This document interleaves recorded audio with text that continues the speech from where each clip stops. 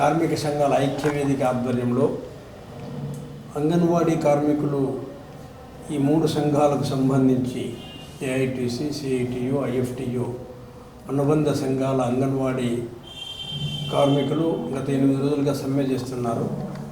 వారి సమస్యలపైన ఈ ప్రెస్ మీట్ ఇక్కడ జరుగుతూ ఉంది. ప్రభుత్వం అంగన్వాడీ ఉద్యోగస్తుల యొక్క సమస్యలను కావాలని నిర్లక్ష్యం చేసి ఉద్దేశపూర్వకంగా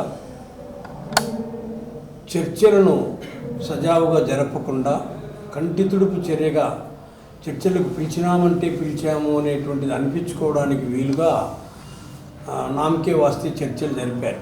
3 సార్లు ఇప్పటికి చర్చలు జరిపారు. ఒకసారి చీఫ్ సెక్రటరీ జవహర్ రెడ్డి గారు ఆయన ఒకసారి చర్చలు జరిపారు. తర్వాత మేమంతా పోయి రిక్వెస్ట్ చేసిన మేరకు మళ్ళీ ఒకసారి పిలిపించండి ఆ కార్మిక సంఘాలను అని చెప్తే ఆయన ఏర్పాటు చేస్తే మంత్రులు 3 బొత్స సత్యనారాయణ గారు, ఈ పారిశుద్ధ్య రంగానికి సంబంధించినటువంటి అంగన్వాడీకి సంబంధించినటువంటి మాతా శిశు సంరక్షణ శాఖ మంత్రి ఉషా చరణ్ శ్రీ, అలాగే బుగ్గన రాజేంద్రనాథ్, ఆ 3 మంత్రులు కూర్చున్నారు. తర్వాత చీఫ్ సెక్రటరీ గారు కూర్చున్నారు, సజ్జల రామకృష్ణారెడ్డి గారు కూర్చున్నారు, ఇంకా ఈ ఐసిడిఎస్ అధికారులు కూడా వాళ్ళంతా చర్చల్లో కూర్చున్నారు. వారు 15వ తారీఖు సాయంత్రం 4 గంటలకు చర్చలకు పిలిపించేసి 4 నుంచి రాత్రి 8:30 వరకు తూతూ మంత్రంగా చర్చలు జరిపి, మీరు ఇప్పుడున్న ఆర్థిక పరిస్థితుల్లో, రాష్ట్ర ప్రభుత్వం ఆర్థిక ఇబ్బందుల్లో జీతాల పెంపకము, గ్రాట్యుటీ ఇవి 2 తప్ప మిగతాటి ఏమన్నా అడగండి అని చెప్పేసి వెళ్ళిపోయారు. మీరు అంగీకరించండి, లేకపోతే లేదు, మేము ఇంతకన్నా ఎక్కువ ఇవ్వమని చెప్పేసి బెదిరించి వెళ్ళిపోయారు.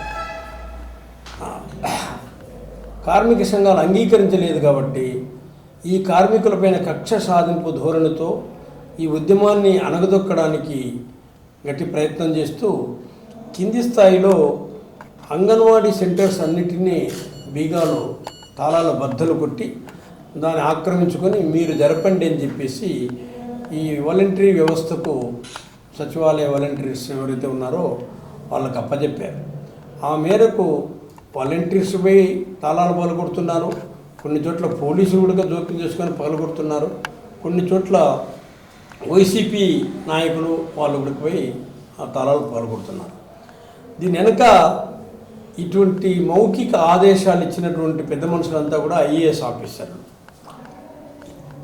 ఈ జిల్లా కలెక్టర్లకు వీళ్ళు ఆజ్ఞాపిస్తే ఇక్కడి నుంచి అక్కడ జిల్లా కలెక్టర్లు కింది స్థాయిలో వాళ్ళను ఎగదోసి ఈ కార్మికులను భయభ్రాంతులకు గురి చేసేటువంటి ఏర్పాటు చేశారు. మరి 15వ తారీఖున చర్చలు ఉద్దేశపూర్వకంగా ప్రభుత్వమే విఫలం చేసి 1,06,000 మంది కార్మికులను సమ్మెలో ఉంచి ఇప్పటికీ ఏమాత్రమూ పట్టించుకోకుండా ఇప్పుడు మళ్ళీ కొత్తగా ఏం చేస్తున్నారు, ఈ అంగన్వాడీ టీచర్స్ ఎవరైతే పని చేస్తున్నారో వాళ్ళు చేయాల్సినటువంటి పనులు ఏవైతే ఉన్నాయో వాటిని ఆ చిన్న పిల్లలకు భోజనం పెట్టేటువంటి బాధ్యతను మధ్యాహ్న భోజన ఏజెన్సీలకు అప్పచెప్తున్నారు. రెండవ వైపున టీచర్స్కు దీనంతా మొత్తంగా బదలాయించేసేటువంటి పరిస్థితి చేస్తున్నారు. ఇక 3వదిగా ఈ వాలంటీర్స్ను, అంటే ఇవాళ 1,06,000 మంది సమ్మె చేసేటువంటి మహిళా కార్మికులను దెబ్బతీయడానికి, వాళ్ళను బెదిరించి భయపడించి అనగదొక్కి సమ్మెను బేసరతుగా ఉపసంహరించుకొని డ్యూటీలకు రావాలనేటువంటి ప్రభుత్వ తప్పుడు ఆలోచనకు అనుగుణంగా వారందరినీ వీరిపైకి విసిగొలుపుతున్నారు. అంటే ఈ ప్రభుత్వం ఉద్యోగ సంఘాలు ఒకదాని మీద ఒకటి పోటీ పెట్టి ఒకరికి గలాట పెట్టి పబ్బం గడుపుకోవాలని చూసేటువంటి పరిస్థితి ఉంది. దీన్ని మేము ఈ కార్మిక సంఘాలన్నీ పూర్తిగా ఖండిస్తున్నాం. ఇప్పటికైనా ప్రభుత్వం వెంటనే కళ్ళు తెరిచి చర్చలకు ఆహ్వానించి, ప్రభుత్వం చెప్పినటువంటిదే, జగన్మోహన్ రెడ్డి గారు ప్రభుత్వంలోకి రాకముందు తెలంగాణ కన్నా 1,000 రూపాయలు అదనంగా ఇస్తాను, మీరు నాకు ఓట్లు వేయండి అని చెప్పేసి పాదయాత్రలో చెప్పాడు. తర్వాత ఎన్నికల మేనిఫెస్టోలో చెప్పాడు. మరి అధికారంలోకి వచ్చేసి 4.5 సంవత్సరం అయిపోయింది. తెలంగాణలో 13,650 రూపాయలు ఇస్తున్నారు.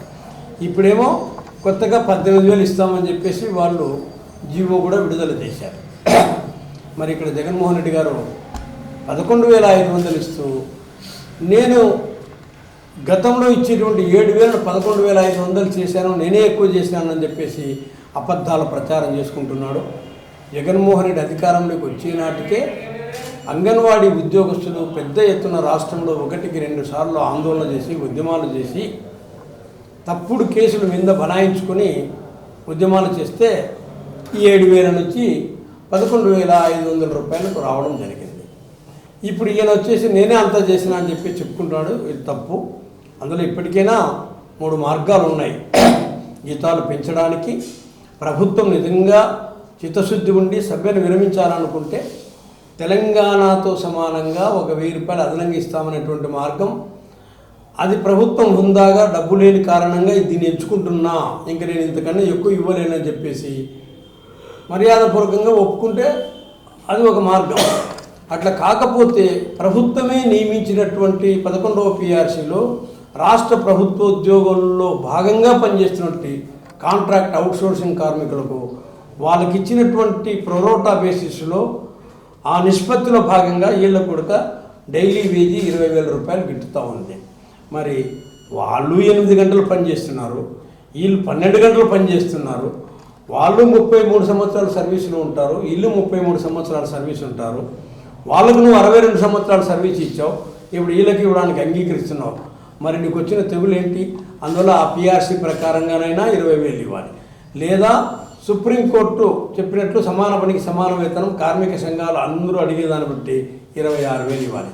నువ్వు 26,000 ఎట్లా ఇవ్వలేవు, 20,000 కూడా ఇవ్వలేవు. నీ బ్రతుకు బండారం బయటపడిపోయింది.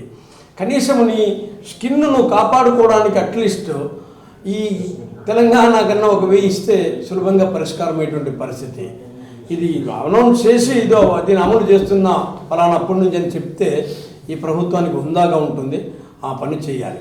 అలాగే గ్రాట్యుటీకి అంగన్వాడీ ఉద్యోగస్తులు అర్హులని సుప్రీంకోర్టు చెప్పింది. దాని ప్రకారంగా గ్రాట్యుటీ కూడా ఇవ్వాలి. మరి ఈ 2 సమస్యలు పరిష్కారం చేస్తే సమ్మె వెంటనే విరమణ జరుగుతుంది. గ్రామీణ ప్రాంతాల్లో ఉన్నటువంటి గర్భవతులు, బాలింతలు, చిన్నపిల్లలకు అసౌకర్యం కలగకుండా ఉంటుంది. అంటే ప్రభుత్వం ఇవాళ వేలాది మంది గ్రామీణ ప్రాంతాల్లో ఉన్నటువంటి పేద మహిళలు ఉసురు పోసుకుంటూ ఉంది. ఆ పేద మహిళలకు నిరంతరము సేవలు అందిస్తున్నటువంటి అంగన్వాడీ ఉద్యోగస్తులను ఇబ్బంది పెడతా ఉంది. ఇది సరైనది కాదు. వెంటనే ఇప్పటికైనా ప్రభుత్వం కళ్ళు తెరిచి చర్చలు జరిపి పరిష్కారం చేయాలి. లేకపోతే రానున్న రోజుల్లో ఆ సమ్మె చేస్తున్నటువంటి అంగన్వాడీ ఉద్యోగస్తులకు అండగా ఈ కార్మిక సంఘాలన్నీ ఇంకా కలిసి వచ్చేటువంటి వాళ్ళందరినీ కలుపుకొని ఉద్యమాన్ని తీవ్రతరం చేస్తామని హెచ్చరిక చేస్తూ ఉన్నాం. ఉమామహేశ్వర.